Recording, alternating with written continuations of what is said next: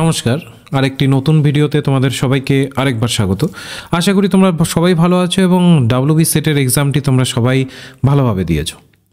তো আজকে আমরা কোশ্চেনের অ্যানালাইসিস করব। এবার পরীক্ষার সাথে সাথেই তোমরা আমাকে মেসেজ করা শুরু করেছিলে যে অ্যানালাইসিস ভিডিও নিয়ে আসার জন্য, কিন্তু পরীক্ষার পরেই আমারও শরীরটা এতটাই অসুস্থ হয়ে যায় যে আমি আর সেই প্রশ্নের উত্তর আর দিতে পারিনি যে কবে নিয়ে আসতে পারবো। এখন একটু সুস্থ হয়েছে, তো তার প্রেক্ষিতে নিয়ে আসছে। তো আমরা আজকে পুরো অ্যান্সার কি একটা ভিডিওর মধ্যেই এক্সপ্লেন করব, কোনো আলাদা ভিডিও নিচ্ছি না, একটা ভিডিওর মধ্যে টোটাল অ্যান্সার কিটাকে এক্সপ্লেন করে দিচ্ছি, ঠিক আছে? তো এক্সপ্লেন করার আগে তোমাদের সবাইকেই আমি জানিয়ে রাখি, যারা যারা এখনও জানো না, যে আমাদের কিন্তু নতুন ব্যাচ শুরু হচ্ছে জানুয়ারির 5 তারিখ থেকে, নেট সেটের ইনডেপথ ব্যাচ, ঠিক আছে? ফুললি ব্যাচ, এবং এটাতে আমরা প্রত্যেকটা ইচ অ্যান্ড এভরি অ্যাসপেক্টকে কভার করব যেটা তোমাদের পরীক্ষার জন্য রিকোয়ারমেন্ট রয়েছে, অর্থাৎ জুলাই 2024-এর নেট জেআরএফের ক্ষেত্রে রিকোয়ারমেন্ট রয়েছে। তো এর বাকি ইনফরমেশন আমাদের ডিসক্রিপশন বক্সে পেয়ে যাবে। 5 তারিখ থেকে আমাদের ক্লাস শুরু হচ্ছে, ঠিক আছে? এবার চলে আসি আমাদের অ্যান্সার কিতে। অ্যান্সার কিতে দেখো, তোমরা সবাই একটুখানি লক্ষ্য করো, এটা আমি এক্স সিরিজ নিয়েছি। আমার এক ছাত্র সরোজ, ও আমাকে খুব সুন্দরভাবে গুছিয়ে পাঠিয়েছে। প্রথম question, identify the non probability sampling. এখানে কি বলেছে? এখানে আইডেন্টিফাই করতে বলেছে নন প্রবাবিলিটি স্যাম্পলিংকে। নন প্রবাবিলিটি আমরা জানি, প্রবাবিলিটি নন প্রবাবিলিটি দু প্রকার স্যাম্পলিংয়ের টেকনিক হয়ে থাকে। তো তার মধ্যে অবশ্যই আমাদের পারপোসিভ স্যাম্পলিং এখানে কিন্তু সঠিক অ্যান্সার হয়ে যাবে, কারণ simple random sample, systematic sample, stratified sample, এগুলো সব হচ্ছে প্রবাবিলিটি স্যাম্পলিংয়ের উদাহরণ। তো সেই ক্ষেত্রে ডি নম্বরটা সঠিক হয়ে যাচ্ছে। Next, the item in questionnaire should be presented in the following order. বলছে একটি প্রশ্নমালার বিষয়গুলো নিম্নলিখিত যে ক্রমে হওয়া উচিত, অবশ্যই সিম্পল টু কমপ্লেক্স, নিঃসন্দেহে। Survey monkey is a online reference tool facilities. Survey monkey মূলত অনলাইন রেফারেন্স টুল, যেটা কি করতে সাহায্য করে, রিয়াল টাইম রেজাল্ট আনতে সহায়তা করে। বলেছে ethics is research is not concern with.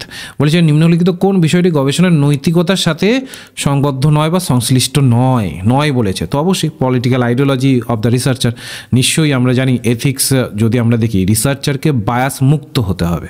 তো বায়াস মুক্ত কখন সে থাকতে পারবে? যখন কোনো রকম আইডিওলজির প্রভাব তার মধ্যে পড়বে না।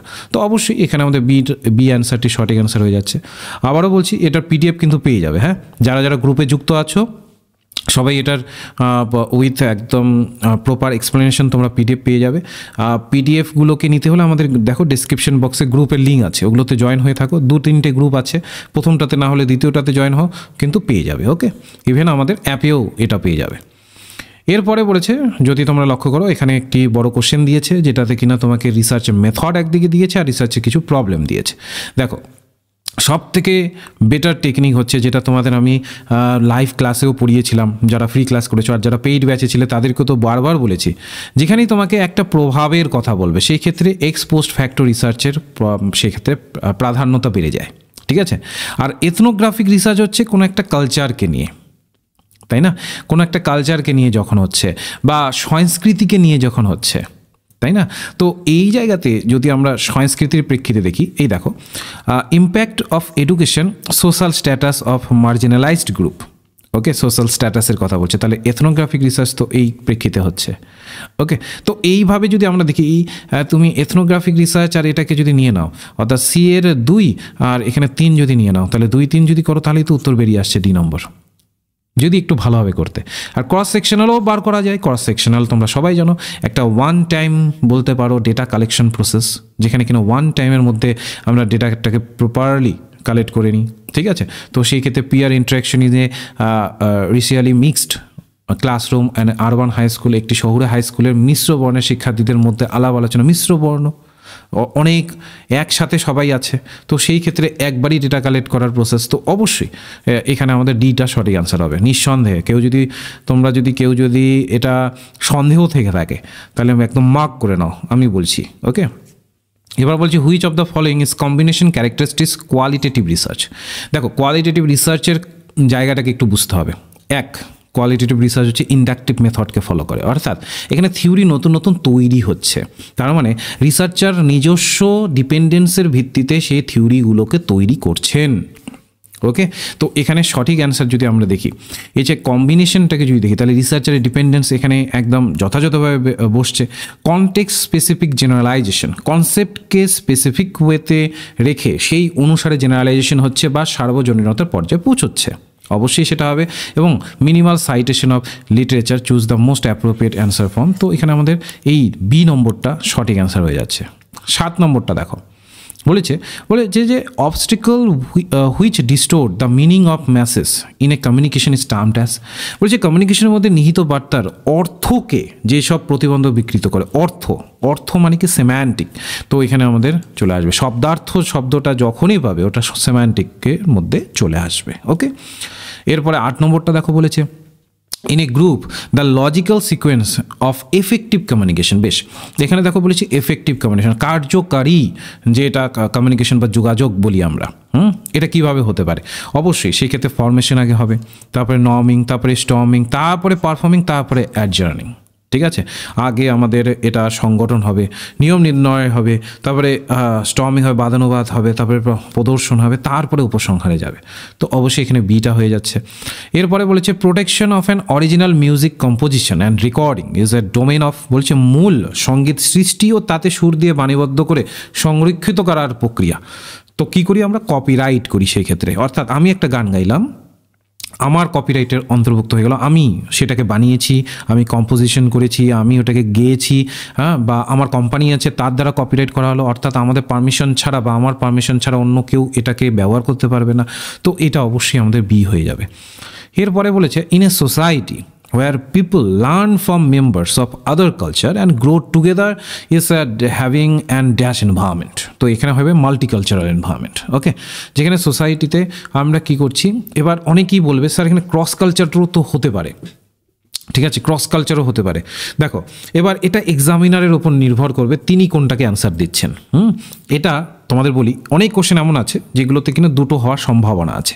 এবার এই ধরনের কোশ্চেনে কী হয় বলো তো, তোমাদের আমি বলি, এটা না এক্স্যাক্ট কোনো কিছু বেরোয় না, এক্সামিনারের পয়েন্ট অফ ভিউয়ে সেটা সেট হয়, এক্সামিনার ওটাকে কীভাবে সেট করেছেন। এবার তোমার যদি প্রপার যুক্তি দেখাতে পারো, তোমার যদি প্রপার তুমি উইথ প্রুফ দেখাতে পারো কিছু অথেন্টিক বুকসের বা অথেন্টিক কোনো জার্নালের, তাহলে সেই ক্ষেত্রে সেই ছবি দিয়ে যখন তুমি পাঠাবে তখন সেই ক্ষেত্রে অ্যান্সার কি পাওয়ার পরে অবশ্যই সেক্ষেত্রে ওই অ্যান্সার কিটা চেঞ্জ হলেও হতে পারে।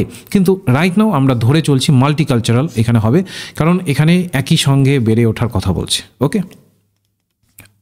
এরপরে সরি বলেছে match the tag lines and list 1 আর লিস্ট 2। ওকে, তো এটা নিঃসন্দেহে বি হবে। ঠিক আছে, আমি আগেই এগুলোকে মিলিয়ে রেখেছি, তো বি নম্বরটা সঠিক অ্যান্সার হবে। এবার দেখো স্বয়মের প্রেক্ষিতে দিয়েছে। স্বয়মের প্রেক্ষিতে যদি আমরা দেখি, এখানে বলেছে যে to take a best teaching learning resources to all the learner including the most disadvantage group. বলেছে দেশের দুর্বলতম সুবিধা বঞ্চিত ছাত্রগোষ্ঠী সহ সকলের জন্য উৎকৃষ্টতম শিক্ষা ও শিক্ষণ সম্পদ পৌঁছে দেওয়ার কাজ স্বয়ং করছে। একদম ঠিক, একদম। তারপর বলছে not to accomplish 3 cardinal principal of education. এই যে দেখো নট টু অ্যাকমপ্লিশ বলেছে, তার মানে আমরা জানি স্বয়ং 3টে প্রিন্সিপালকে তো মেনে চলেই, এক্সেস, ইকুইটি আর কোয়ালিটি, এটা তো মেনে চলেই। তো এটা কিন্তু আমাদের মানে ভুল হবে, অর্থাৎ দ্বিতীয়টা ইনকারেক্ট আছে, তার মানে 1 is correct and 2 is incorrect. Okay, যেহেতু নট টু অ্যাকমপ্লিশ বলেছে, দেখো শিক্ষার 3টি মুখ্য উদ্দেশ্য যথা এক্সেস, ইকুইটি অ্যান্ড কোয়ালিটিকে সম্পাদন না করা বলেছে। না করা কি অবশ্যই করে স্বয়ং, তাহলে এখানে আমাদের কি হয়ে যাবে, এখানে কিন্তু 2 নম্বরটা ইনকারেক্ট হয়ে যাবে, বুঝতে পারলে তো।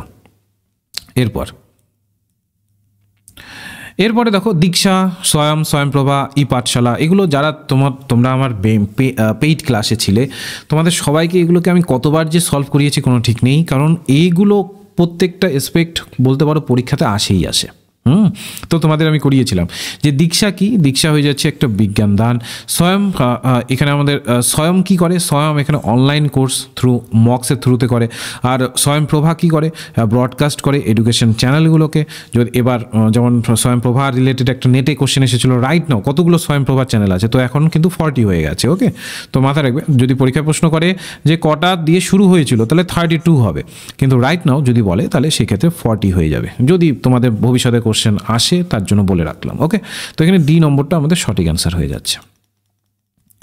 এরপরে দেখো বলেছে which of the following maximises the learning environment in education institution. দেখো এখানকার মূল কি পয়েন্ট যদি বলি কোশ্চেনে, সেটা হচ্ছে ম্যাক্সিমাইজ। কোনটা ম্যাক্সিমাইজ করে, আরও বেশি উত্তরণ ঘটায় বা উন্নত করে লার্নিং এনভায়রনমেন্টকে এডুকেশন ইনস্টিটিউশনে? এনগেজিং প্যাডাগজি, ঠিক আছে, এনগেজ, যত বেশি এনগেজ হবে তত বেশি সেটা ম্যাক্সিমাইজ হবে। এবার অ্যাডোলেসেন্স লার্নারের ভিত্তিতে আমরা যদি দেখি, এখানে অ্যাডোলেসেন্স লার্নার, এখানে দেখো একটা কোশ্চেনের বেসিসে কিন্তু পুরো উত্তরটা বলতে পারো যে এখানে বেরিয়ে আসে আমাদের। কি, ভালোভাবে লক্ষ্য করো, এখানে বলেছে moving from concrete to abstract thinking. এটা কগনিটিভ হবে, বৌদ্ধিক ওয়েতেই এটা সম্ভব। In the process of establishing sense of personal আইডেন্টিটিকে খোঁজা, এটা হচ্ছে সোশ্যাল। দেখবে অ্যাডোলেসেন্স লার্নারদের মধ্যে, আমি ক্লাসেও বলেছিলাম অনেকবার যারা পেইড ব্যাচে ছিলে, যে অ্যাডোলেসেন্স লার্নারদের একটা প্রসেসই থাকে তাদের আইডেন্টিটিকে খোঁজা। তারা ক্রমশ শুধু নিজেদের আইডেন্টিটিকে খুঁজে পেতে চায়, যে তারা দেখাতে চায় যে তারা কি করতে সক্ষম, ঠিক আছে। তো এটা হয়ে যাচ্ছে। তো এখানে আমরা যদি দেখি 3, এখানে হয়ে যাচ্ছে ইমোশনাল, আর এটা হয়ে যাবে অ্যাকাডেমিক। ওকে, তো এই জায়গাতে আমাদের ডি নম্বরটা সঠিক অ্যান্সার করে আমরা বেরিয়ে আসবো। এরপরে কোশ্চেনটা দেখো বলেছে following table provide figures annual expenditure in form of 2 years 2010 and 2011. In 2011 which of the following 2 categories having registered the same percentage. এবার তোমাকে এখানে সেম পার্সেন্টেজ বার করতে বলেছে। এটা এই টেবিল চার্টের নিয়ম, যারা পেইড ব্যাচে ছিলে, যারা পেইড ব্যাচে দেখছো, এই টেবিল চার্টের নিয়ম আমি কতবার করিয়েছি বলো তোমাদের। কারণ এই সেম জিনিস, ইভেন তোমাদের একটা র মেটেরিয়াল এবং আরেকটা বেসিসে একটা কোশ্চেনও ছিল একদম সেম টেবিলের। তোমরা যদি মনে থাকে, তোমাদের যদি মনে থাকে দেখবে ওটাও কিন্তু একদম সেম, একদম দেখো সব কিছু তার কমন বলা যাবে না, কিন্তু সেম নিয়মের ছিল এবং র মেটেরিয়াল দিয়েই ছিল। তোমরা যদি একটু তোমাদের নোটসটাকে যদি ভালোভাবে দেখো, তাহলে এখানে হয়ে যাবে ডিআই নামক অ্যান্সার, ঠিক আছে। এক্সপ্লেনেশনগুলোকে আমি পরে করে দেবো ডিআইয়ের সেপারেট ভিডিও এনে নাহলে আমাদের এই ভিডিওটা অনেক লেন্দি হয়ে যাবে। কারণটা যেহেতু আমি পুরোটাকেই এক জায়গায় নিয়ে আসতে চাইছি, ঠিক আছে। তবু এটাকে করিয়ে দিচ্ছি, কারো যদি অসুবিধে হচ্ছে বোঝার। তাহলে র মেটেরিয়াল কি এখানে দেখো বলেছে which of the following 2 categories has registered the same percentage তোমাকে বার করতে বলেছে, ঠিক। তাহলে এখানে আমাদের কী করণীয়, এখানে হচ্ছে 6240, ঠিক আছে, 6240 মাইনাস হয়ে যাবে 5200 বাই হয়ে যাবে 5200, ইন্টু করে দাও 100, তোমার এখানে দেখবে 20% বেরিয়ে আসবে, হলো।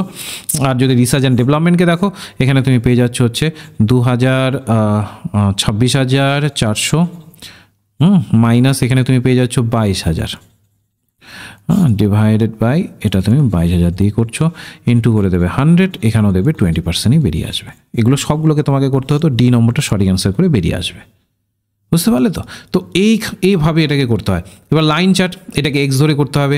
তোমাদের যদি মনে থাকে, যারা যারা পেইড ব্যাচে আছো, তাদের যদি মনে থাকে যে আমি এখানে লাইন চার্টগুলোকে কিন্তু প্রত্যেকটা তোমাদের দেখবে একটা নিয়ম করিয়েছিলাম, ওই নিয়ম থেকে কিন্তু এটা এসেছে। এটা হয়ে যাবে আমাদের 140, ঠিক আছে, এক্স ধরে ধরে করতে হয়। ওকে, এরপরে কোশ্চেনটাকে দেখো বলেছে given below the 2 statement, one is labelled as a assertion and the other is labelled as a reason. Assertion আর রিজন দেওয়া আছে। এবার কি বলেছে, data acquisition is a process of sampling signals the measure real world physical condition and converting the resulting sample into digital numeric value that can be manipulated by computers. বলছে data acquisition হলো সিগন্যালের নমুনায়ন প্রক্রিয়া, মানে যা যা তুমি পেলে সেটা নমুনায়ন করা, যা বাস্তব পৃথিবীর ভৌত শর্তাদি পরিমাপ করে এবং উৎপন্ন নমুনাগুলি ডিজিটাল সংখ্যায় রূপান্তরিত করে, যা হলো একটি কম্পিউটার দ্বারা পরিচালিত হতে পারে। একদম ঠিক বলেছে। ডেটা অ্যাকুইজিশন সেই ভিত্তিতে হয়, কম্পিউটার দ্বারাও তুমি পরিচালিত করতে পারো। যা তুমি পাচ্ছ সেগুলোকে সংগ্রহ করছো এবং তার ভিত্তিতে একটা প্রপার কনক্লুশনে পৌঁছানোর চেষ্টা করছো। একদম ঠিক। এবার কারণটা দেখি আমরা। কারণ কি বলেছে, data acquisition is a process of digitalization data from the world around us, so it can be displayed, analyse and store in a computer. এবার এখানে একটু বোঝার বিষয় আছে। এবার এটা ডিপেন্ড করবে এক্সামিনারের প্রেক্ষিতে, এক্সামিনার কোন থটে এটাকে রিজন হিসেবে দেখিয়েছেন। এবার তিনি যদি ভেবেছেন, এটা কোশ্চেনের ফাইনাল অ্যান্সার কি যখন দেবে তখনই বোঝা যাবে। এবার তিনি যদি ভেবেছেন যে ডেটা অ্যাকুইজিশনটাকে জাস্ট একটা কম্পিউটার স্টোর অ্যানালাইসিসের পদ্ধতি হিসেবে দেখাতে, তাহলে সেই ক্ষেত্রে তো দুটোই ধরে নাও যে ঠিক হচ্ছে। এবার কিন্তু আমরা এটা বলতে পারি, ঠিক আছে। এবং যদি তিনি চাইছেন যে এটাকে তিনি ওইভাবে না দেখিয়ে ডেটা অ্যাকুইজিশনটাকে অ্যাজ এ রিসার্চের অ্যাসপেক্টে দেখাতে, সেই ক্ষেত্রে কিন্তু এক্সপ্লেনেশনটা অনেক ক্ষেত্রেই ঠিকঠাক হচ্ছে না। তো আমি মোটামুটিভাবে, যেহেতু এখানে দুটো দিয়েছে, তো এক্ষেত্রে আমরা এই যে রিজনটা আছে যে data acquisition is a process of digitalising data from the world around us, so it can be displayed, analyse and store in computer. তো এটার ওভারঅল পয়েন্ট অফ ভিউতে যদি আমরা দেখি, তাহলে সেই ক্ষেত্রে আমি এটাকে কারেন্ট এক্সপ্লেনেশনের ভিত্তিতেই দেখব। ঠিক আছে, কারণটা হচ্ছে এখানেও দেখো সেম কনসেপ্টকেই বলেছে, এখানেও সেম কনসেপ্টকে বলেছে রিজনের প্রেক্ষিতে। এবার রিসার্চ মানে এক্সামিনের ওপর ডিপেন্ড করবে, হয় তিনি এ কে দেবেন, নয় সি কে দেবেন, এর বাইরে দেবেন না।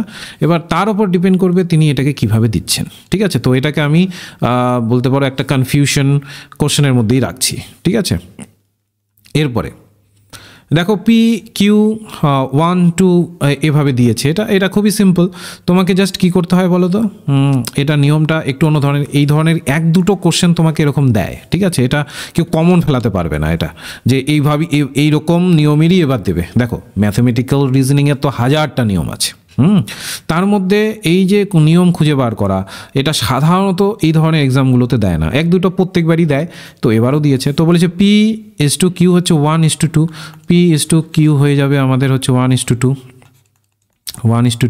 তারপরে যে Q/R হয়ে যাবে হচ্ছে 4:3, আর হচ্ছে R/S এটা হয়ে যাবে 4:5, তাই তো? এখানে দেখছি আমি 4:5, তো আমি এখানে লিখে দিলাম 4:5। তো এটা নিয়ম হচ্ছে যখন চারটের রেশিওটাকে ফুল করতে হয়, পরেরগুলোকে সেই হিসাবেই ফিল করে দিতে হয়। তো আমরা এখানে সেই হিসাবেই এগুলোকে ফিল করে দিচ্ছি। ওকে, এখানে পেয়ে গেলাম আমি হচ্ছে 4, এখানে 3 দিয়ে দেবো, আর এখানে আমি 4, এখানে আমি 4 দিয়ে ফিল করে দেবো। ওকে, 4×4 16 পেয়ে গেলাম আমি, 4×4 16, আর 2 আমি এখানে 32 পেয়ে গেলাম। তারপরে হয়ে যাচ্ছে 3×4 12, আর 2 হয়ে যাচ্ছে 24 পেয়ে গেলাম। আর এখানে আমি পেয়ে যাচ্ছি 3×5 15, আর 2 আমি এখানে 30 পেয়ে গেলাম। হলো, আমি পেয়ে গেলাম। এবার ক্যান্সেল আউট যদি করি, আর 2 16, 12তে যাবে, 15তে যাবে। এলো, এবার দেখো বলেছে U is 50% more than S, 50% more than S. তাহলে এখানে হচ্ছে এস এর ভ্যালু আমরা কত পেয়েছিলাম? 15 পেয়েছিলাম, তাই তো? 15ই পেলাম। তাহলে এখানে আমরা এটা লিখতেই পারি। ঠিক আছে, তুমি যদি এটাকে করো এখানে তুমি পেয়ে যাবে 22.5। ঠিক আছে, এবার তারই যদি তুমি বার করো, এখানে আমাদের পি আর ইউ এরটা বার করতে বলেছে। P/U যদি তুমি করো, পি আমরা 8 পেয়েছি, আর এখানে যদি 22.5 করি, তাহলে এখানে আমরা পেয়ে যাচ্ছি হচ্ছে 16, আর এখানে পেয়ে যাবো 45। ওকে, তো এখানে আমাদের ডি নম্বরটা সঠিক অ্যান্সার চলে আসবে। ওকে, এরপরে দেখো কোয়ালিটেটিভ ডেটা আর কোয়ান্টিটেটিভ দুটোকে যদি করো তাহলেই উত্তর বেরিয়ে আসবে। কোয়ালিটেটিভ ডেটা কি? ডেসক্রিপশন বেসড, আর কোয়ান্টিটেটিভ ডেটা কি? Countable and measurable. তো এ হয়ে যাচ্ছে 2, আর এখানে আমাদের বি হয়ে যাচ্ছে 1। তো এখানে 2, এখানে 1। ঠিক আছে, একমাত্র এই বেসিসে যদি দেখি, তারপর ডিসক্রিট ভ্যালু বলেছে। কন্টিনিউয়াস যদি দেখি আমরা, মেজারেবল অ্যান্ড ইন্টারভাল স্কেল, একদম ইন্টারভাল থাকে। ডি এর হয়ে যাচ্ছে আমাদের মেজারেবল আর ইন্টারভাল। ডিসক্রিটের যদি আমরা দেখি, আর হচ্ছে নিউমেরিক্যাল অ্যান্ড কাউন্টেবল। বেশ, নিউমেরিক্যাল আর হচ্ছে কাউন্টেবল। তো আমরা যদি এখানে লক্ষ্য করি, তাহলে নিউমেরিক্যাল এবং কাউন্টেবল যেটা রয়েছে সেটা হয়ে যাবে আমাদের ডিসক্রিট ডেটা। ওকে, তাহলে এখানে মার্কিংটা আমার ভুল হয়েছে। ওকে, আগের মার্কিংটা ভুল হয়েছে। তাহলে ডিসক্রিট ডেটা আমরা পেয়ে যাচ্ছি নিউমেরিক্যাল আর কাউন্টেবল হয়, সেটাকে নম্বরের ভিত্তিতে দেখি, আর হচ্ছে আমরা একটা প্রপার ওয়েতে কাউন্ট করতে পারি। আর কন্টিনিউয়াস ডেটা যেটা থাকে, মেজার আর ইন্টারভেলে থাকে। ধরে নাও 5 ধরে নাও বললাম 2.5 কেজি, এটাকে তুমি মেজার করবে। ঠিক আছে, মেজার করবে। তো এই ক্ষেত্রে কিন্তু আমাদের সি নম্বরটা সঠিক অ্যান্সার হয়ে যাবে। দেখো, সি এর হয়ে যাবে 4, আর ডি এর হয়ে যাবে 3। সি নম্বরটা সঠিক অ্যান্সার হবে। হ্যাঁ, মেজারেবল তোমরা সবাই জানো, কন্টিনিউয়াস ডেটা হচ্ছে মেজারেবল। যেমন আমি বলবো যে ওই ছেলেটির 2.5 কেজি, ওই ছেলেটির ওজন 2.5 কেজি বা 2.5 কেজি বললাম। দেখো, এখানে ইন্টারভাল স্কেলের ইন্টারভাল হচ্ছে 2, এখানে পয়েন্টে আসছে, আর এটা মেজারের জন্য হচ্ছে। আর কন্টিনিউয়াস যদি ডিসক্রিট বলি, ওই ক্লাসে 22 জন ছেলে আছে, এই যে গোটা গোটা অর্থে আমি ধরছি 1 2 3 4 5 6 7 8 করে মূলত 22 জন। তো এই ক্ষেত্রে ডিসক্রিট আসছে, ঠিক আছে। তো সিটা হবে, কিন্তু কখনোই বিটা হবে না। আমি এখানে দুটো মিলিয়ে পরে একটা করে দিয়েছিলাম, তো ওর জন্য হয়তো বা ধরতে মানে ইয়ে হয়েছিল, এখন ভালোভাবে দেখলাম। তো তাতে আমাদের সি নম্বরটা কিন্তু সঠিক অ্যান্সার হবে। ওকে, এরপরে দেখো 3, এখানে রয়েছে 5। ওকে, এখানে রয়েছে 3, এখানে রয়েছে 5, এখানে হয়ে যাচ্ছে 34। তাহলে এখানে যারা এটা করেছো নিশ্চয়ই ভালোভাবে বুঝেছো যে এখানে 3-এর স্কোয়ার রয়েছে, এখানে 5-এর স্কোয়ার রয়েছে, ঠিক আছে। 3 3 9, 5 5 25, 34 হচ্ছে। তাহলে এখানে 1-এর স্কোয়ার হবে, এখানে 5-এর স্কোয়ার হবে 25, আর 1 হয়ে যাচ্ছে 26, হয়ে গেল। তারপরে দেখো এই কোশ্চেনটা আমি যতটুকু দেখলাম এখানে এই জায়গাটাতে একটু প্রবলেম করেছে। এবার আমি জানি না এটাকে এবার তারা ড্রপ করে দেবে কিনা, বা সবাইকে এটা নম্বর দিয়ে দেবে কিনা সেটা জানা নেই। কিন্তু তোমরা দেখো মেনশন যদি দেখি আমরা, MENTION মেনশন, এটা দেখো এখানে বলেছে LNE, তারপরে TTNO। দেখো এবার TT দিয়েছে, তো এবার তোমাদের আমি বোঝাচ্ছি। দেখো এখানে কি হচ্ছে, L, ঠিক আছে, MN, দেখো এটা হয়ে যাচ্ছে OPL। ওকে, একদম ঠিক। তো এখানে আমাদের মাইনাস হচ্ছে কিন্তু, ঠিক আছে, মাইনাস হচ্ছে কিন্তু। দেখো ভালোভাবে ABCDEFGHIJKL, তারপরে N হয় কিন্তু, সরি M হয় কিন্তু। তার মানে M এর আগেরটা L এখানে দিয়েছে। ওকে, তার মানে এখানে -1 হচ্ছে। তারপরে দেখো এনটা এদিকে দিয়েছে, ইটাকে এদিকে দিয়েছে। আই হিসেব মতো এটা আই হওয়া দরকার, তারপরে এটা টি হবে, এন এটা হবে, এটা ও হবে, মানে পরগুলোকে অদল বদল করে দিয়েছে। ওকে, সেমভাবে যদি আমরা প্যাটার্নটাকে করি, PATTERN প্যাটার্নটাকে যদি করি আমরা, তাহলে এটা হচ্ছে ও হয়ে যাবে OP -1 যদি করি আমরা। তারপরে টিটাকে এদিকে নিয়ে আসো, তাহলে টি, এখানে এটাকে নিয়ে আসো TA, তারপরে এখানে ইটাকে নিয়ে আসো, তারপরে এখানে টিটাকে নিয়ে আসো, এখানে এনটাকে নিয়ে আসো, এখানে আরটাকে নিয়ে আসো। তাহলে OTAETNR, সি নম্বরটা হচ্ছে এটা। কিন্তু এখানে কোশ্চেনে তো এখানে ঘেটে দিয়েছে। এবার মানে সেট এখন কি করবে, এটাকে একদম ডাউন করে দেবে নাকি মানে পরবর্তীকালে সবাইকেই এটা নম্বর দিয়ে দেবে, এটা সেটের ডিসিশন, মানে CSCর ডিসিশন। এবার হচ্ছে ফাইন্ডিং দ্য মিসিং নাম্বার, এটা replace the question mark following figure. নিশ্চয়ই তোমরা ধরতে পেরেছো। তো এখানে হচ্ছে 1 2 3 4, ওর জন্য 4 হলো। 1 2, এখানে 3, ওর জন্য 3 হলো। 1 2 3 4, এখানে ওর জন্য 4 হলো। দেখো 1 2 3 4, ওর জন্য 4 হয়েছে। তাহলে এটা যদি দেখি আমরা, তাহলে 1, এটা হচ্ছে 2, এটা হচ্ছে 3, এই যে 4, এই যে 5, তাহলে 5টা বাহু আছে, তো এখানে 5টা হয়ে যাবে, ঠিক আছে। এর পরেরটা যদি তোমরা দেখো, খুবই ইজি দিয়েছে, খুবই ইজি তোমাদের দিয়েছে। একটু যদি লক্ষ্য করো তোমরা, এটা 2-এর কিউব রয়েছে, 2 2 4, 4 2 8, এটা 3-এর কিউব রয়েছে, 3 3 9, 3 9 27, এটা 4-এর কিউব রয়েছে, এটা 5-এর কিউব রয়েছে, এটা 6-এর কিউব রয়েছে, তাহলে এটা স্বাভাবিক 7-এর কিউব হবে। 7-এর কিউব হলে 343 হয়ে যাচ্ছে। এবার পরেরটাকে দেখো, লেটার সিরিজ খুবই ইজি দিয়েছে, তোমরা যদি একটু লক্ষ্য করো, ABC, তারপর হচ্ছে UVW, তারপরে দেখো XYZ, তারপরে দেখো LMN, এইভাবে সিকোয়েন্সিয়ালি রয়েছে। কিন্তু এখানে তুমি করতে পারছো না, তাহলে এটাই হচ্ছে ডিফারেন্ট অন্যদের থেকে। এখানেও করতে পারো PQR, তারপর হচ্ছে EFG, তো এখানে আমাদের সঠিক অ্যান্সার এটা হয়ে যাবে B। ওকে, ওটাই ডিফারেন্ট অন্যগুলোর থেকে। এবার দেখো বলেছে যে a man has a certain number of small boxes, একজন ব্যক্তির কাছে certain number of small boxes আছে টু প্যাক ইনটু পার্সেল, যেটা পার্সেলে প্যাক করা আছে। If he pack 3 4 5 or 6 in a parcel, যদি সে 3 4 5 হিসাবে যদি প্যাক করে পার্সেলে, তাহলে he is left over with 1, একটা তার বাদ পড়ে যায়। If he pack 7 in a parcel, naan is left over. বেশ, এবার দেখো এখানে তোমার মূল জায়গাটা এখানেই দিয়ে দিয়েছি। এবার তোমাকে বলেছে what is the number of the boxes many packs. তো এখানে সিম্পল ওয়েতে কী হবে, তার মানে কোশ্চেনে এটা জানতে চেয়েছে যে নিচের অপশনগুলোর মধ্যে কোনটাকে ভাগ করলে কোনো রকম বাদ থাকছে না, যেহেতু বলেছে নান ইজ লেফট ওভার, কোনো কিছু থাকছে না। তো আমি যদি সিম্পলি 301কে যদি আমি 7 দিয়ে ভাগ করি, তাহলে কত হচ্ছে এখানে, যদি আমি 301কে 7 দিয়ে ভাগ করি 4 সাথে, এখানে আমি পেয়ে যাচ্ছি 28, এখানে পেয়েছি 2, 3 সাথে 21। দেখো কোনো কিছু থাকছে না, মিলে যাচ্ছে, তাই না, কোনো অবশিষ্ট থাকছে না, তার মানে 301 হবে। অন্যদিকে যদি 400 করো, 309 করো, দেখবো অবশিষ্ট থাকবে। বুঝতে পারলে তো, একদম সিম্পল শর্ট টেকনিক। এরপরে দেখো কি বলেছে, ইন এ গ্রুপ,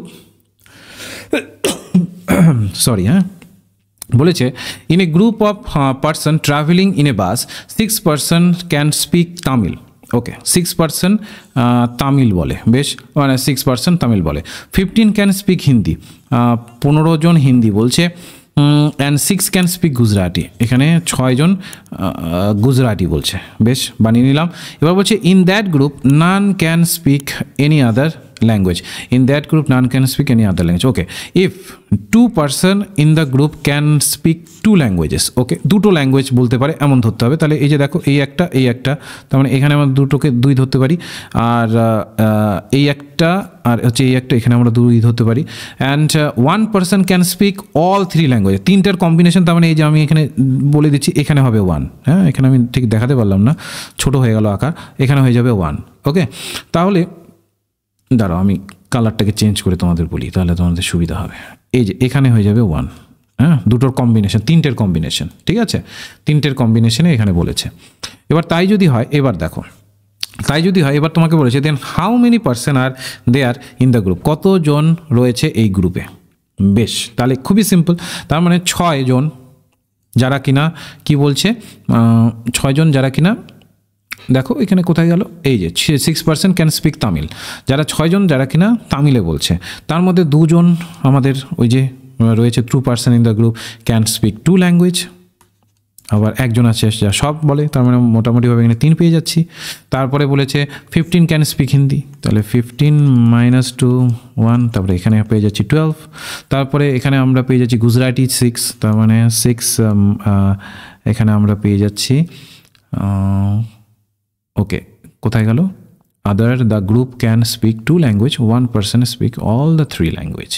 ওকে, তাহলে এখানে হয়ে যাবে 1, কেন হলো না 2, হ্যাঁ, তো এখানে 2 ল্যাঙ্গুয়েজ বলেছে, আর গুজরাটি একটা, তো একটা যেহেতু রয়েছে, 3টের মধ্যে একটা বলতে পারবে, মানে সবগুলোই একজন ব্যক্তি আছে 3টেই বলতে পারবে, ওই হিসাবে একজনকে নিলাম। তাহলে এখানে হচ্ছে 5, তাহলে এখানে হচ্ছে 20, আর ওদিকে আছে 2 জন, আর ওদিকে আছে আর 1 জন, তাহলে কত হচ্ছে 23 জন টোটাল। তো এখানে আমাদের সি নম্বরটা সঠিক অ্যান্সার হবে। ওকে, এরপর বলেছে how many square and rectangle are present in figure. এবার এই জায়গাতে অনেকেরই কনফিউশন হয়েছে, অনেক স্টুডেন্ট আমাকে ফোন করে বলেছো, যেমন আমার যারা পেইড ব্যাচের স্টুডেন্ট রয়েছে, যে স্যার এটার অ্যান্সারটা কী হবে, কারণ ইংলিশে একটা দেওয়া আছে, বাংলা একটা দেওয়া আছে। ইংলিশে বলেছে how many square and rectangle are present in the figure, স্কোয়ারও ধরতে বলেছে, রেক্ট্যাঙ্গেলও ধরতে বলেছে, আর বাংলাতে শুধুমাত্র তোমাকে স্কোয়ার ধরতে বলেছে। এবার দেখো, যদি আমি রেক্ট্যাঙ্গেল ইংলিশটাকে ধরে করি, কারণ মাথায় রাখবে সেটের যে অ্যান্সার কী আসে ওটা ইংলিশের বেসিসে আসে, বাংলার বেসিসে আসে না। বেশিরভাগ ক্ষেত্রে এর আগের বারও তার প্রমাণ পাওয়া গেছে, এর আগের বারও ওরকম হয়েছে যে ইংলিশেতে যেটা বলা ছিল ওটার বেসিসে উত্তর এসেছে, বাংলার বেসিসে আসেনি। তো এখানে কি হয় বলো তো, এখানে রেক্ট্যাঙ্গেল যদি আমরা দেখি, এই দেখো একটা রেক্ট্যাঙ্গেল আমরা পাচ্ছি, এখানে পেয়ে যাচ্ছি 2টো, এখানে 3টে, আর এখানে হচ্ছে 4টে রেক্ট্যাঙ্গেল আমরা পেলাম, হ্যাঁ, আর রেক্ট্যাঙ্গেল 4টে পেলাম। এবার যদি তুমি স্কোয়ার খুঁজতে যাও, তাহলে এই যে 5 6 7 8, হ্যাঁ, তারপরে তুমি পেয়ে যাচ্ছ এই যে এই টোটালটা 9, আবার এই বড়টা 10, তাহলে টোটাল হয়ে যাচ্ছে 10 হিসেব মতো, যদি তোমার ইংলিশের বেসিসে হয়। বাংলার বেসিসে যদি হয়, বাংলার বেসিসে হলে তো কোনো উত্তরই দাঁড়াচ্ছে না, কারণটা হচ্ছে 4 10-এর মধ্যে তোমার 6 হচ্ছে, 6-এর কোনো অপশানে নেই, তার মানে ইংলিশের বেসিসেই কোশ্চেন হয়েছে। কিন্তু বাংলাতে যখন ওটাকে অনুবাদ করতে গেছে, এরা তো অনুবাদটাকে ঠিক ভালোভাবে করে না, সেটার একটা বড় প্রবলেম, অনুবাদ ঠিকঠাক হয় না। তো দেখবে ইংলিশের থেকে তোমার বাংলাই কঠিন মনে হবে, এমন অনুবাদ করবে। তো সেই ক্ষেত্রে অনেক ক্ষেত্রে তোমরা দেখবে আমি ইংলিশ দেখি কোশ্চেন সলভ করাই, কারণটা হচ্ছে বাংলাতে অনুবাদ ঠিকঠাক থাকে না। তোমাদেরও আমি বলবো যে কোনো জায়গাতে পরীক্ষা যখন দেবে না, ইংলিশটাকে একটু পড়ো, তারপর যদি অসুবিধা হয় তার বাংলাটা তার সাহায্য নিলে, কিন্তু বাংলার উপরে একদম পুরোটা ডিফাইন করে করো না। বেশিরভাগ ক্ষেত্রে আমাদের ওয়েস্ট বেঙ্গলে বেশিরভাগ কোশ্চেনই ওই একটা ধরে নাও যে সফটওয়্যার বেসিস অনুবাদ হয়। ওকে, এরপরে বলেছে দেখো লজিক্যাল রিজনিং থেকে দিয়েছে সাম ব্রিক্স আর সিমেন্ট, সাম ব্রিক্স সিমেন্ট।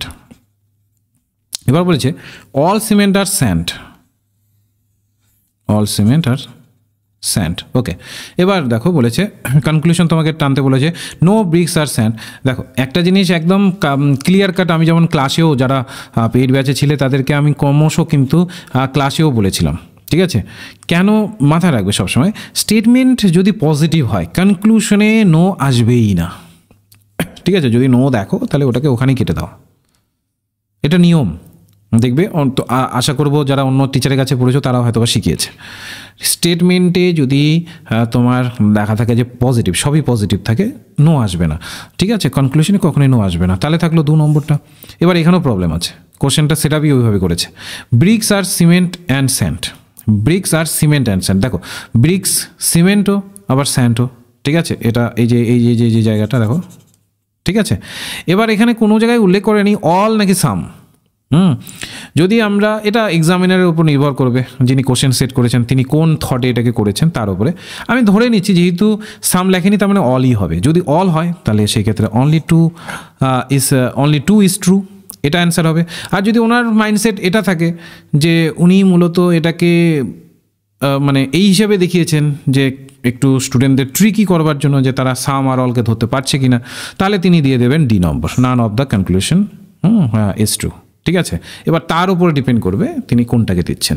এবার এক্সামিনারের মাইন্ডসেট কী হিসাবে ছিল সেটা তো আর আমরা ধরতে পারবো না, কিন্তু মোটামুটিভাবে আমরা বলতে পারি যে এখানে এই দুটোর মধ্যে একটা অ্যান্সার হবে। ওকে, অনেক ক্ষেত্রে দেখবে অনেক অ্যান্সার কিতে সি নম্বর দিয়ে দিয়েছে বা এ নম্বর দিয়ে দিয়েছে, তো আমি তোমাদের একদম ক্লিয়ারলি বলে দিই এই দুটোর বাইরে কোনো অ্যান্সার হবে না। ওকে, তোমরা দরকার পড়লে পরবর্তীকালে যখন তোমরা কোশ্চেন মানে অ্যান্সার কি হাতে পাবে তখন মিলিয়ে দেখতে পারো।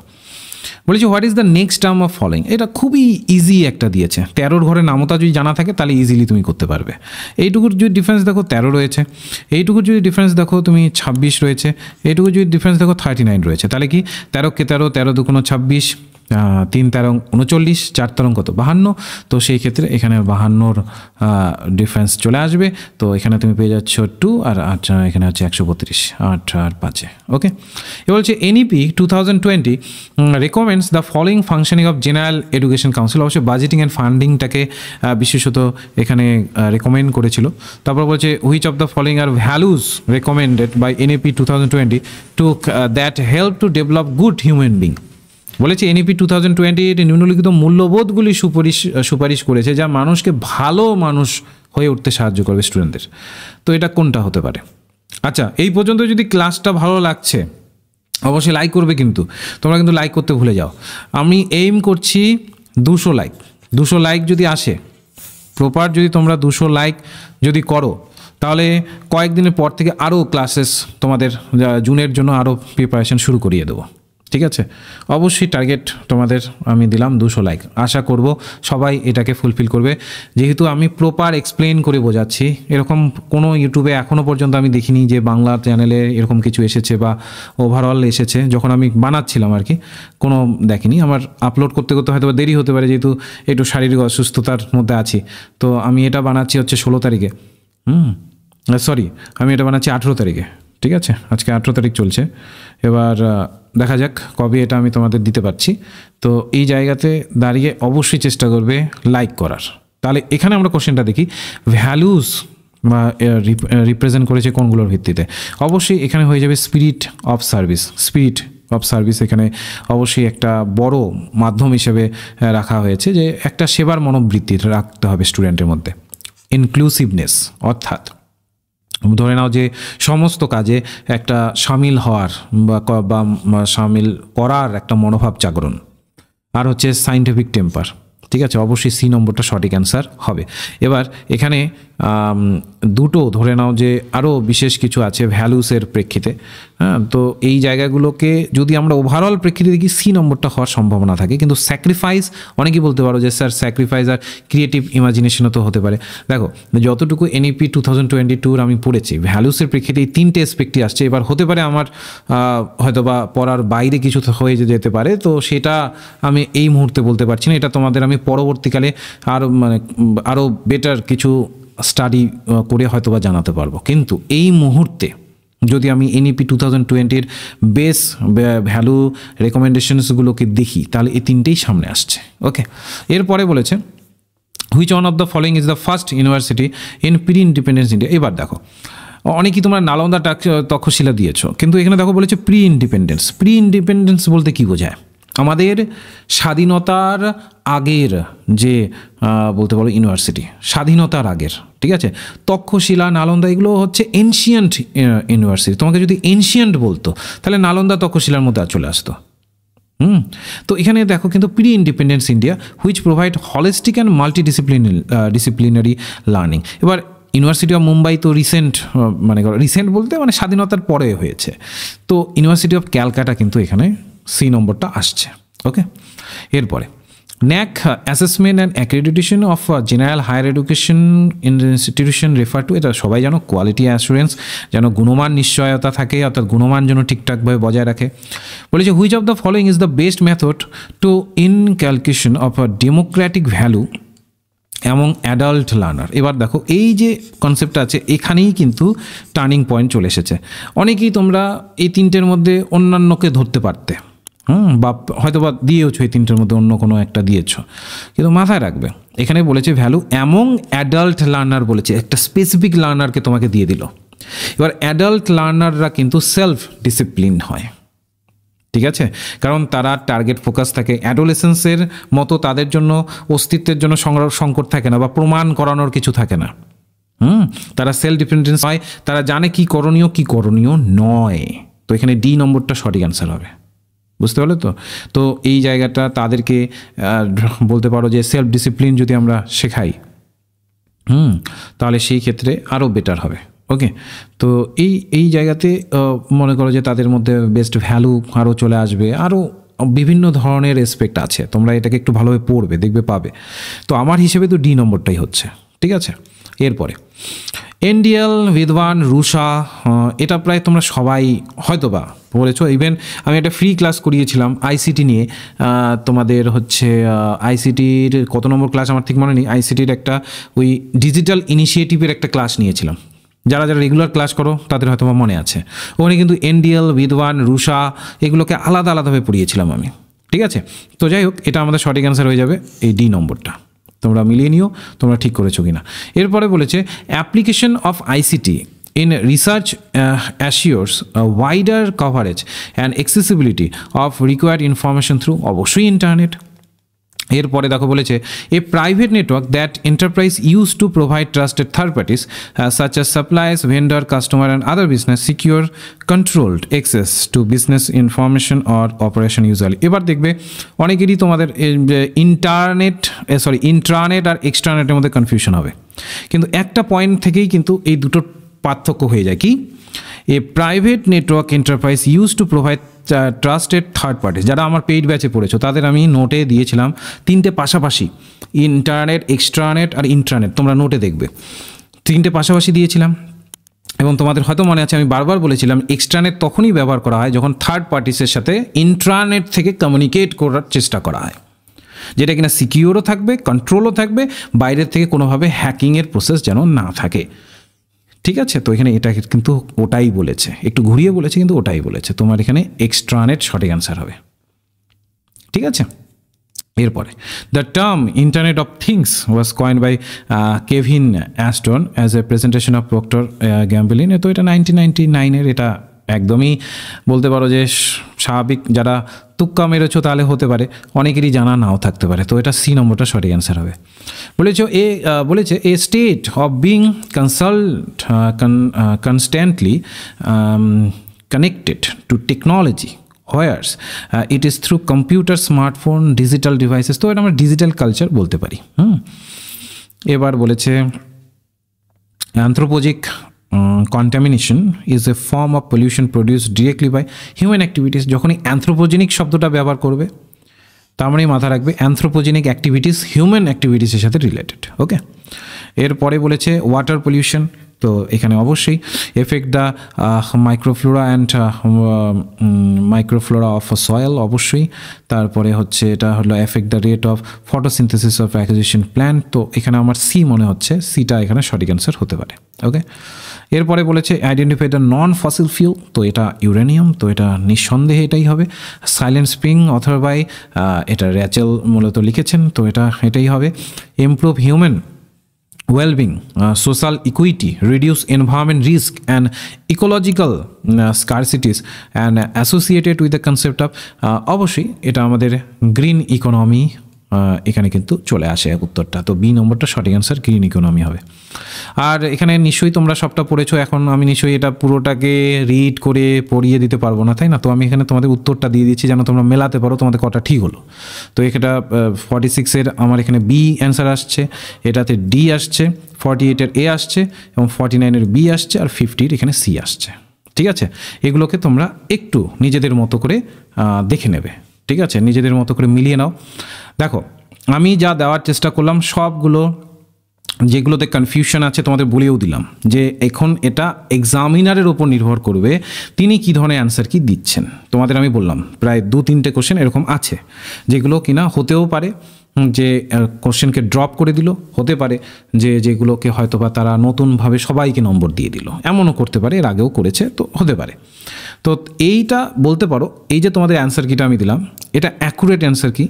ঠিক আছে, অনেক অ্যান্সার কি তোমরা মার্কেটে দেখছো অনেকভাবেই ভুল ভ্রান্তিতে ভরা, এটার উপরে তোমরা বিশ্বাস করতে পারো।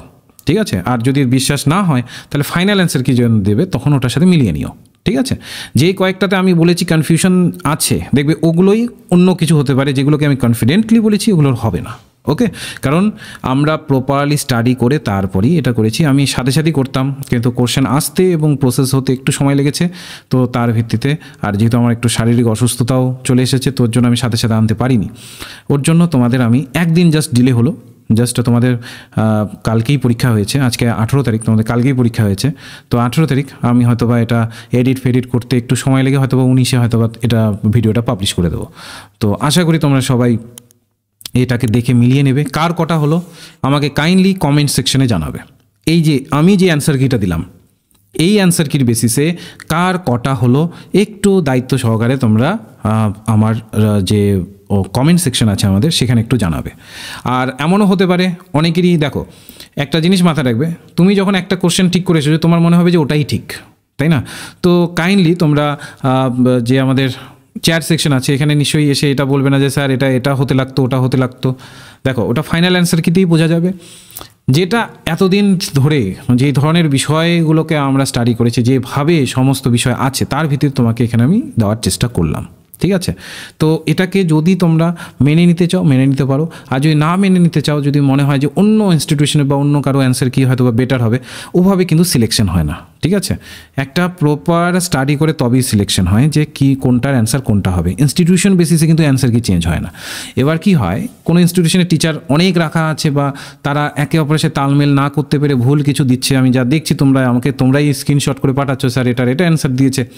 তো যাই হোক, তো এগুলোকে একটু সজাগ থেকে আমারটাকে যারা আমার স্টুডেন্ট রয়েছে, যারা আমার রেগুলার ইউটিউবকে ফলো করো, আমার পেইড ব্যাচে রয়েছো, ফ্রি ব্যাচে রয়েছো, যেখানেই রয়েছো, তোমরা কটা ঠিক হলো তোমাদের এই অ্যান্সার কির বেসিসে সেটা জানাও। ঠিক আছে, ডিসক্রিপশন বক্সে আমাদের গ্রুপগুলো লিঙ্ক আছে, ওখানে এটার পিডিএফ পেয়ে যাবে।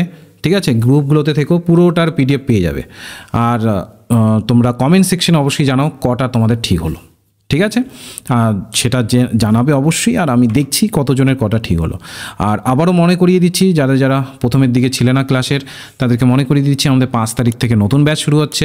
ডেমো ক্লাস 1 তারিখের দিকে হবে এবং আমরা টার্গেটটা রেখেছি জুলাইয়ের 2024-এর যে একটা যে বলতে পারো ইউজিসি নেটের একটা পরীক্ষা হচ্ছে, সেই জায়গাটাকে আমরা টার্গেট রেখেছি। যারা ওই টার্গেট নিয়ে পড়াশোনা করছো তারা জয়েন করো। বাংলা ইংলিশ দুভাষাতেই নোট থাকবে, প্রপার প্রত্যেকটা ক্লাস রেকর্ডেড থাকবে। দেখো আমরা কখনোই তোমাদের সমস্ত কিছু রেকর্ডেড ধরিয়ে দিয়ে আমাদের দায়িত্ব সারা করে দিই না। যেটা পড়াই লাইভে এসে পড়াই, একদম লাইভে পড়ানো হয়। দেখবে অনেক ক্ষেত্রেই তোমরা হয়তো বা লক্ষ্য করবে যে লেখা থাকে, অনেক ইনস্টিটিউশনের অনেক জায়গাতেই লেখা থাকবে যে ভিডিওর পুরো একটা লাইব্রেরি রয়েছে বা ভিডিওর পুরো একটা বলতে পারো যে রেকর্ডেড ভিডিও তোমাকে একদম 500-600 রেকর্ডেড ভিডিও দিয়ে দেওয়া হবে। এইগুলো কিন্তু প্রপার প্রসেস নয় স্টাডি করবার। 500-600 দেখে তুমি কমপ্লিটও করতে পারবে না, গুলিয়ে যাবে। লাইভ ক্লাস যেখানে লাইভ হচ্ছে, একদম আমাদের ক্লাসটা লাইভ হয়, প্রত্যেক সপ্তাহে 2 দিন করে লাইভ এসে তোমাদের পড়ানো হবে। লাইভে এসে কোনোভাবেই এমন হবে না যে জাস্ট একটা রেকর্ডেড ভিডিও দিয়ে দেওয়া হয়েছে। পুরো কোর্স লাইভে পড়ানো হবে। লাইভে পড়ানোর পরে কেউ হয়তো বা সেদিন থাকতে পারলো না বা কোনো কারণে হয়তো বা কনফিউশন হলো, সেটা দেখার জন্য অবশ্যই সেই লাইভ ক্লাসটাকে ভিডিও আকারে দেওয়া হবে। তাই বলে এই নয় যে পুরো ভিডিও একদম তোমাদের রেকর্ডেড দিয়ে দেওয়া হলো, ওইটা দিয়ে দায় সারা, ওটা নয়। এখানে লাইভ মনিটর হয়, সব কিছু ডিসকাশন হয় লাইভে। প্রত্যেকটা ক্লাসের শুরুতে আমরা ডিসকাশন করি, কোনটা মূলত ভালো, কোনটা নয়, কোনটার অ্যান্সার কী হতে পারে, সমস্ত রকম ডিসকাশন হয় যা আগের দিন পড়ানো হয়েছে। তো এই প্রসেসে কিন্তু চলে। তো যদি কেউ জয়েন করতে চাও তাহলে ডেসক্রিপশন বক্সে লিঙ্ক দিয়ে রেখেছি ডেমো ক্লাসের, সেই ডেমো ক্লাসের লিঙ্কে জয়েন হয়ে থেকেও আমাদের 1 তারিখে ডেমো ক্লাস হবে, সেটা দেখো, নোটগুলো দেখো, কেন তোমার কতটা মনে হচ্ছে যে ভালো হবে কি না, সব কিছু দেখে তারপরে অ্যাডমিশন নাও। এমন নয় যে তোমাকে অন্ধের মতো পুরো ফিস একবারই দিতে হচ্ছে, যে পুরোটাই একবারে নিয়ে নিচ্ছি আমরা, এমনটা নয়। মান্থলি ফিস রয়েছে। তোমার যখনই মনে হবে যে তোমার জন্য এটা ঠিক নয় বা তুমি যেভাবে চাইছো ওভাবে হচ্ছে না, সেই অনুসারে তুমি ডিসিশন নিতে পারো। কিন্তু আমরা এইটুকু এনশিওর করতে পারি তোমাদের পেপার ওয়ানের ভয় একদম দূর করবে এবং নতুনভাবে তোমরা পেপার ওয়ানের যে সিলেবাসগুলো যেভাবে হচ্ছে বা যেভাবে কোশ্চেন প্যাটার্ন আসছে সেইভাবে তৈরি করে দেবো। ঠিক আছে? তো আশা করি তোমাদের সবারই ভিডিওটি ভালো লেগেছে। যদি ভালো লাগে অবশ্যই লাইক করে দেবে। আর নেক্সট ভিডিওতে তাহলে তোমাদের সাথে দেখা হচ্ছে। রাখছি।